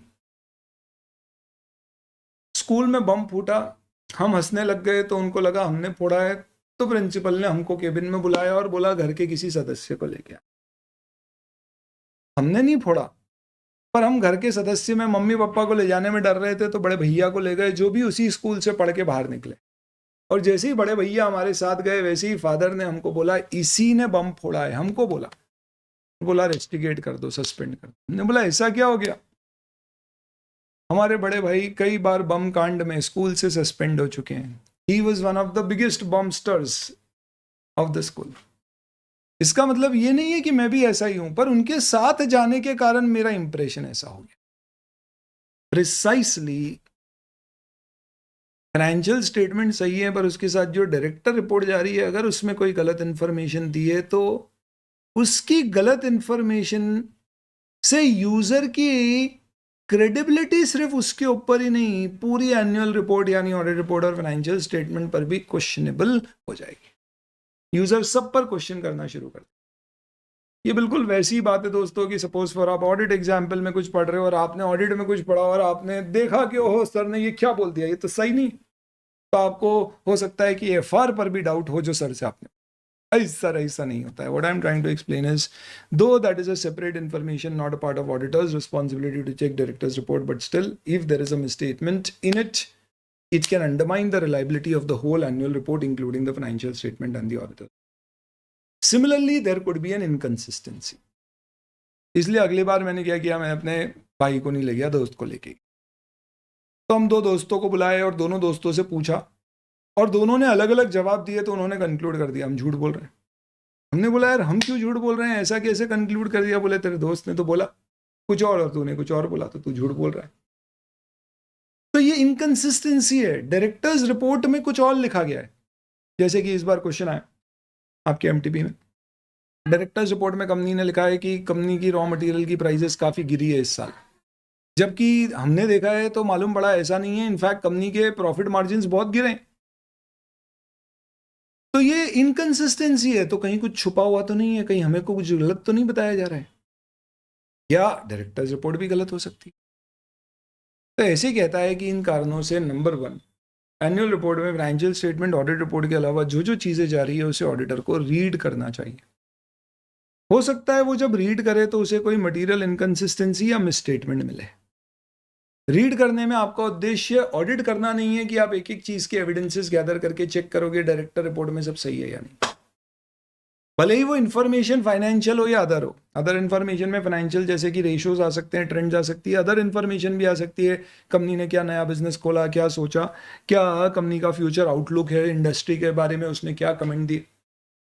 तो ये दोनों ही इन्फॉर्मेशन हमें ऑडिट नहीं करना है, सिर्फ रीड करना है। और हमारी एक general understanding about the entity, environment और ऑडिट प्रोसीजर्स जो हमने कंपनी को लगा के कंपनी के बारे में समझाएं, उसके कनेक्शन में हम इसको इवैल्यूएट करेंगे और देखेंगे कि इस अदर इन्फॉर्मेशन में कहीं कोई मिसस्टेटमेंट तो नहीं है। जैसे कि साफ साफ झूठ दिख रहा है ये तो कि फाइनेंशियल स्टेटमेंट ये बोल रहे हैं कि रॉ मटेरियल की प्राइस गिरी है, जबकि ऐसा ही नहीं, या कोई इनकंसिस्टेंसी तो नहीं है, वो जो बोल रहे हैं और हमें जो बताया दोनों में डिफरेंस है। और अगर ऐसा है तो फिर हमें क्या करना पड़ेगा, हमें कुछ स्टेप्स लेना होंगे। पहले मैं आपको ऐसे का नेट कंक्लूजन समझा देता हूं, फिर पढ़ लेंगे पूरा। तो कंक्लूजन इतना सा है दोस्तों कि अगर डायरेक्टर रिपोर्ट में कोई इन्फॉर्मेशन गलत है, जैसे कि कोई डायरेक्टर की वहां पे क्वालिफिकेशन दी है सीए, हमें मालूम है सीए पास ही नहीं हो, मैंने क्या करना है इसी इन्फॉर्मेशन से, फाइनेंशियल स्टेटमेंट को अफेक्ट ही नहीं करती है, पर मिसस्टेटेड है, और मिसस्टेटेड है तो हो सकता है लोगों को ओवरऑल पे इंपैक्ट आए। तो ये मैंने सिर्फ पढ़ी तो मालूम पड़ गया गलत है, चेक नहीं करना थी पर पता पड़ गया। ऐसे कहता है कि अगर कोई अदर इन्फॉर्मेशन का मिसस्टेटमेंट है जिससे फाइनेंशियल स्टेटमेंट पे इम्पैक्ट नहीं आता है, तो आप उससे मैनेजमेंट की इंटीग्रिटी हालांकि डाउट करोगे, देखोगे कि और ऑडिट प्रोसीजर्स लगाना है। उन सब के अलावा फाइनली रिपोर्ट में क्या करोगे, तो आप मैनेजमेंट को बोलोगे उसे सही कर दे। अगर वो सही कर दे तो ठीक है, नहीं करे तो फिर आप लीगल ओपिनियन तक ले सकते हो कि क्या करना चाहिए। मैटर बहुत मटीरियल हो तो विड्रॉ भी कर, पर हमने बोला ऐसा नहीं है कि विड्रॉ करने की जरूरत है इससे या कोई लीगल ओपिनियन ले। पर अब क्या करें, ये तो नहीं बोल सकते फाइनेंशियल स्टेटमेंट में ओपिनियन मॉडिफाई कर दे, क्योंकि फाइनेंशियल स्टेटमेंट तो सही है और मैं डायरेक्टर्स रिपोर्ट पे अपना ओपिनियन भी नहीं देता, तो कहां पे लिखूं। तो आप अपनी रिपोर्ट में एक अदर इंफॉर्मेशन का पैराग्राफ बनाओगे और उस पैराग्राफ में आप लिखोगे कि हमारी रिस्पॉन्सिबिलिटी होती है कि हम other information provided with financial statement को मैनेजमेंट से ऑब्टेन करें और उसे रीड करें। हम उस पर ओपिनियन नहीं देते, ऑडिट नहीं करते। रीड करने में हमने उसमें ये मटेरियल मिसस्टेटमेंट्स आइडेंटिफाई, इससे हमारे फाइनेंशियल स्टेटमेंट पे इंपैक्ट हो रहा है या नहीं आपको बताना पड़ेगा। तो आप अदर इंफॉर्मेशन पैराग्राफ में बता सकते हो। लेकिन अगर आपको कोई इनकंसिस्टेंसी मिलती है, जैसे कि हमें इंफॉर्मेशन दी थी कि हमारी कंपनी की 10 सब्सिडरी है, पर डायरेक्टर्स रिपोर्ट में 15 सब्सिडरी बताई है, तो हमने बोला भाई बाकी की 5 के साथ कंसोलिडेट क्यों नहीं किया। उन्होंने बोला अरे वो तो हमने ऐसे ही लिख दिया, एक्चुअल में सब्सिडरी नहीं है, ऑलमोस्ट सब्सिडरी जैसी है, 50% है, उससे ज़्यादा नहीं। हमने बोला भाई जेवी भी नहीं माना है, एसोसिएट भी नहीं माना, तो हम क्रॉस करेंगे। हो सकता है बाद में मालूम पड़े कि मैनेजमेंट वहाँ झूठ बोल रहा है, एक्चुअल में ऐसा कुछ भी नहीं है, वो 5 सब्सिडरी है ही नहीं। तो जो अभी अपन ने पढ़ा इनकंसिस्टेंट या मटीरियल में स्टेटमेंट एंड अदर इन्फॉर्मेशन, वो रिपोर्ट होगी। हो सकता है हमें लगे कि नहीं मैनेजमेंट हमें झूठ बोल रहा है, वो एक्चुअल में सब्सिडरी और कंसोलिडेट नहीं हुआ है, तो फिर हमारे फाइनेंशियल स्टेटमेंट मॉडिफाई कर। इतना सिंपल है। ये क्रक्स है दोस्तों ऐसे 720 का, बहुत सारी बातें इसमें है पर ये क्रक्स है। एक आखिरी इंपॉर्टेंट बात इसमें, अदर इंफॉर्मेशन दोस्तों, अदर इंफॉर्मेशन का ये स्टैंडर्ड हर एंटिटी के ऑडिटर पे लगेगा, लेकिन इसकी रिपोर्टिंग नॉर्मली कॉर्पोरेट एंटिटीज में होगी, क्योंकि वहां पे हमेशा डायरेक्टर्स रिपोर्ट ऐसा कॉन्टेक्स्ट एनुअल रिपोर्ट का होता है। अगर आपको कॉर्पोरेट एंटिटी ने डायरेक्टर्स रिपोर्ट ऑडिट रिपोर्ट देने से पहले दे दी है, तो आप उसे रीड करके पैराग्राफ देंगे अदर इंफॉर्मेशन का, और उसमें सब सही है तो आप लिख दोगे we have nothing to report here. लेकिन मैनेजमेंट कहता है कि भैया डायरेक्टर रिपोर्ट तो ऑडिट रिपोर्ट के बाद ही दूंगा। हमने बोला भाई ड्राफ्ट दे दो, हम ड्राफ्ट ऑडिट रिपोर्ट देते हैं, पर वो नहीं देने को तैयार है। तो आप अदर इंफॉर्मेशन पैराग्राफ सिर्फ लिस्टेड एंटिटी के केस में दोगे, जिसमें आप लिखोगे that we have not yet but we are suppose to obtain other information. That means directors report वगैरह अभी हमें मिली नहीं है, पर आगे हमें मिलने वाला। पर नॉन लिस्टेड एंटिटी में आपको पैरा ही देने की जरूरत है, ऐसे सब पे लगता है। अगर अदर इंफॉर्मेशन ऑडिट रिपोर्ट देने से पहले प्राप्त हो गई है तो आपको पैराग्राफ रिपोर्टिंग का देना है। अगर प्राप्त नहीं हुई है तो सिर्फ लिस्टेड एंटिटी के केस में आपको पैराग्राफ देना है, ये लिखते हुए कि आगे हमें प्राप्त होगी। अब बाद में इंफॉर्मेशन मिली और आपको लगा कि उसमें कोई इनकंसिस्टेंसी या मिसस्टेटमेंट है जिससे आपने जो ओपिनियन या रिपोर्ट में लिखा है वो चेंज करने की ज़रूरत है, तो आप ऐसे 560 में रिपोर्ट को मॉडिफाई या चेंज कर सकते हो, क्योंकि ये सब्सिक्वेंट इवेंट है, क्योंकि अभी तक फाइनेंशियल स्टेटमेंट अडॉप्ट। तो ये पूरा ऐसे 720 का क्रक्स है, बड़ा सा स्टैंडर्ड है। चलिए, ऑडिटर का ऑब्जेक्टिव है to consider material inconsistency between other information and financial statement and other information in auditors knowledge. तो हम क्या बोलेंगे, अदर इंफॉर्मेशन और फाइनेंशियल स्टेटमेंट और अदर इंफॉर्मेशन और ऑडिटर का knowledge, and to respond appropriately अगर कोई इनकंसिस्टेंसी या कोई मटेरियल मिसस्टेटमेंट मिलता है एज पर दिस ऐसे। A misstatement of other information exists when information is incorrectly stated or is misleading. It could be financial or non-financial information and is a part of annual report. We will discuss with management other information and we'll ask them to make it available before the audit date. If it is made available after the audit report date, we'll take a written representation that management हमें report date के बाद में उसे provide कर देगा। हमारा काम सिर्फ रीड करना है अदर इंफॉर्मेशन को और देखना है कि क्या उसमें कोई इनकंसिस्टेंसी है फाइनेंशियल स्टेटमेंट से या ऑडिटर के नॉलेज से। हमने कंपेयर नहीं करना है एक एक डेटा, सिर्फ रिकंसिलिएशन, इंक्वायरी और हमारी अंडरस्टैंडिंग के हिसाब से हम बस इसे कंपेयर करें। प्लस अलर्ट रहना है कि उसमें कोई मिसस्टेटमेंट हो in other information with respect to auditors general knowledge about the business और इंटरनल इनकंसिस्टेंसी अदर इंफॉर्मेशन कुछ और बोल रही है, फाइनेंशियल स्टेटमेंट कुछ और बोल रहे हैं, जैसे नंबर ऑफ सब्सिडी। अगर आप कंक्लूड करते हो कि मटेरियल मिसस्टेटमेंट अदर इन्फॉर्मेशन में ऑडिट रिपोर्ट से पहले पता पड़ गया, मैनेजमेंट को बोलो सही करे, नहीं करे तो TCWG से बात करो, फिर भी नहीं हो तो आप रिपोर्ट अदर इन्फॉर्मेशन पैरा में दे सकते हो, विड्रॉ भी कर सकते हो, रेगुलेटरी बॉडी को भी दे सकते हो। बाद में हुआ है तो सेम है, बस ऐसे 560 आप पे एडिशनली लगेगा, बाकी सेम प्रोसीजर्स फॉलो कर। पर आपने देखा तो मालूम पड़ा फाइनेंशियल स्टेटमेंट में मिसस्टेटमेंट है, इसका मतलब फाइनेंशियल स्टेटमेंट्स में सब्सिडरीज कंसोलिडेट नहीं किए, एक्चुअल में ज़्यादा है, डायरेक्टर रिपोर्ट पढ़ के पता पड़ा। तो हम ऑब्वियस सी बात है रिपोर्ट मॉडिफाई कर सकते हैं, एक्स्ट्रा प्रोसीजर्स लगा सकते हैं। तो अगर ऑडिटर के नॉलेज में या फाइनेंशियल स्टेटमेंट में गलती है तो फिर दूसरे एसेस के अनुसार हमें करना है, रीअसेस रिस्क करना है। अनकरेक्टेड मटेरियल मिसस्टेटमेंट है तो रिपोर्ट करना है, और ऑडिट रिपोर्ट के बाद हमें पता पड़ा है तो सब्सिक्वेंट इवेंट्स का स्टैंडर्ड लगेगा। हमें समझ ही नहीं आ रहा है क्या सही है क्या गलत है। If we are unable to conclude, we will request the management to consult a qualified third party and help us to conclude.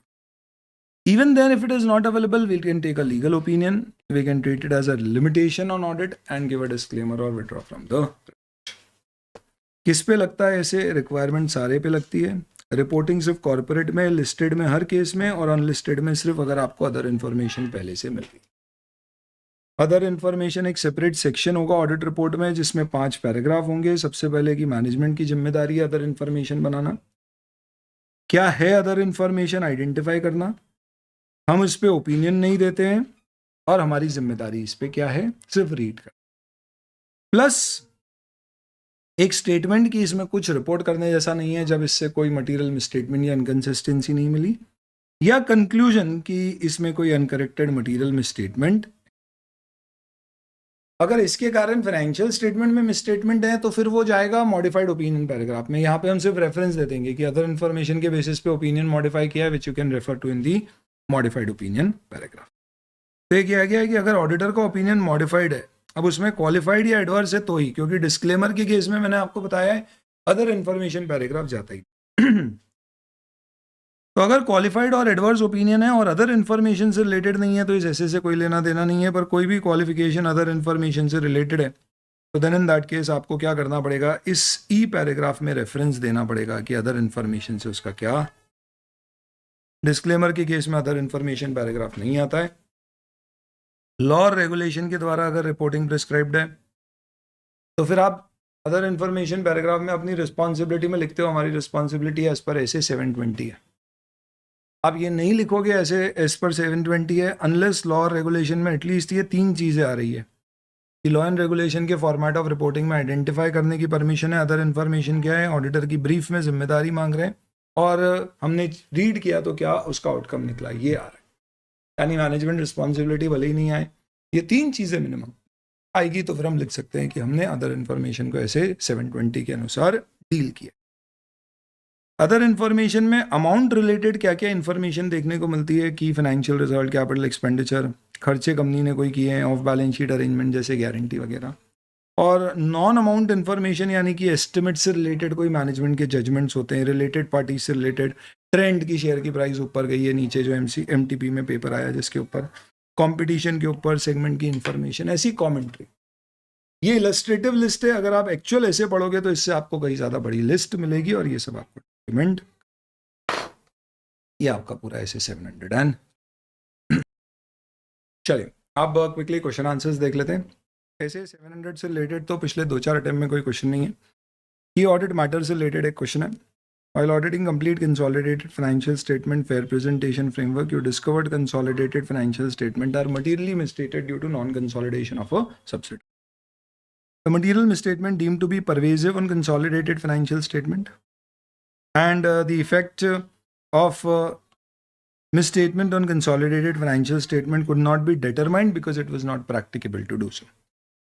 Hence, auditor decided to give an adverse opinion and determine there are no key audit matters other than matter to be described in the adverse opinion section. तो adverse opinion दे रहे हैं, basis और adverse opinion में समझाएंगे ये सब, और key audit matter कुछ देने को नहीं। तो क्या 701 की रिस्पॉन्सिबिलिटी या 701 में कमेंट देना पड़ेगा? तो अब इसी बात है, एडवर्स ओपिनियन यहाँ पे दिया हुआ है तो की ऑडिट मैटर का सेक्शन तो आएगा, डिस्क्लेमर होता तो नहीं आता, और उसमें हम सिर्फ रेफरेंस दे सकते हैं कि we have no key audit matter other than the matter reported in the basis for adverse opinion. क्योंकि कोई भी अगर आपका मॉडिफिकेशन है रिपोर्ट में तो वो बाय नेचर की ऑडिट मैटर होता है, तो उसका रेफरेंस हम इस पैराग्राफ में देके बोल देते हैं कि और इसके अलावा कुछ भी। चलिए then after accepting start audit you became aware that management has imposed limitation on assurance function which is leading to inability to obtain sufficient appropriate audit evidences to discharge responsibility. तो आपको बोला गया है कि as a consequence to this what will be your response on limitation imposed.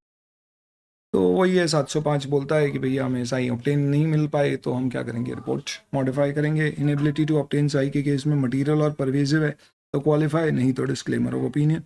Management imposed है तो withdraw कर सकते हैं। जो भी करेंगे पहले TCWC से डिस्कस करेंगे।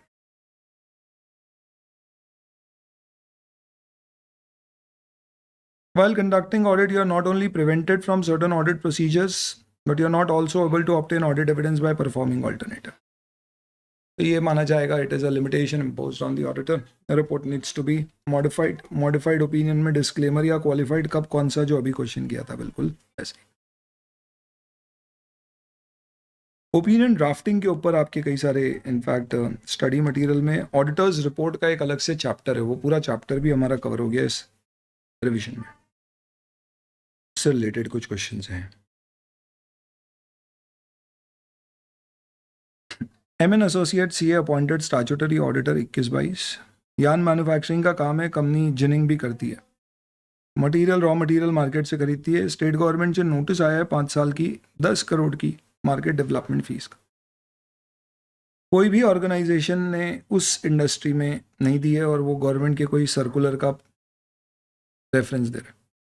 ट्रेड एसोसिएशन गवर्नमेंट ऑफिशियल से मीट हुए इस मैटर को रिजॉल्व करने के लिए और बोला कि इसे प्रोस्पेक्टिवली आगे जमा किया जाए। However, matter relating to payment of development fees of arrears is pending before the government. Company, however, disclosed in the notes as contingent liability without quantifying the effect and explanation.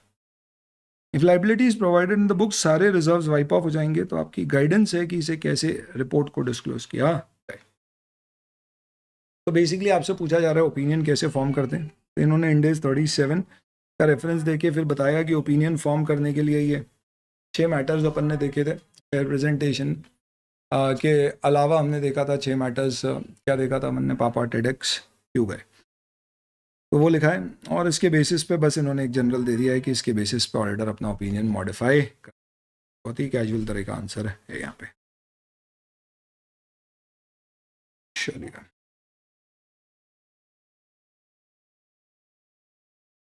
As an auditor of financial statement comparative financial information दी है, auditor wants to obtain sufficient appropriate audit evidence की है properly represent की गई है, क्या procedures लगाएंगे? Comparative information में प्रोसीजर्स हम क्या लगाते हैं?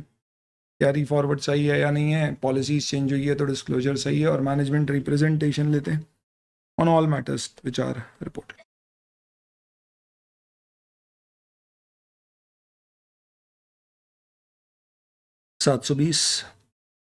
एग्जाम्पल ऑफ अमाउंट और अदर मैटर्स, ड्रोन चार्ट में जो आखिरी में अपन ने देखा.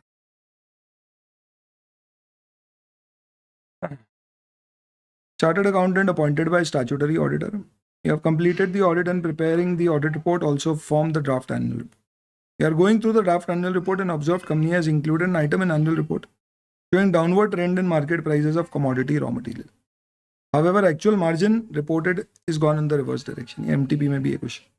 Manager discussed the issue with the partner of the firm who said that auditors are not covered by such disclosure in the annual report. क्या ये approach सही? तो हमें बोलना पड़ेगा भाई 720 में हमें देखना है, प्लस अगर हमें कोई इनकन्सिस्टेंसी मिलती है तो फर्दर चेक करना पड़ेगा. मैनेजमेंट को बोलेंगे करेक्ट करो, नहीं किया तो TCWG को रिपोर्ट करेंगे, रिपोर्ट में देना पड़ सकता है. ये ऐसे 700 से रिलेटेड है, यहाँ पर आ गया. स्टैट्यूटरी ऑडिटर SRT को ऑब्टेन किया गया 2021-22 में. कंपनी फाइनेंशियल स्टेटमेंट बना रही थी तो कंपनी ने एक एडिशनल प्रॉफिट और लॉस एक्सपेंडिचर स्टेटमेंट अपेंडिक्स में डिस्क्लोज किया. This has not been able to understand additional profit and loss as it is not covered under applicable financial reporting framework. कैसे डील करेगा? तो हम मैनेजमेंट को बोलेंगे कि भैया आप इसे सेपरेटली दो. फिर भी मैनेजमेंट दे रहा है तो हम सप्लीमेंट्री इन्फॉर्मेशन में आइडेंटिफाई करके रिपोर्ट कर देंगे कि इसका हमने ऑडिट. चलिए, तो ये आपके एज सच क्वेश्चंस हैं which are relating to this particular topic. Audit report 293.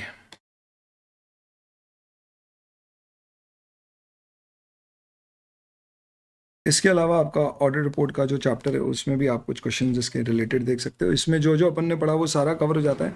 इसके अलावा एक सर्टिफिकेट और रिपोर्ट में क्या डिफरेंस होता है वो यहाँ पे दिया.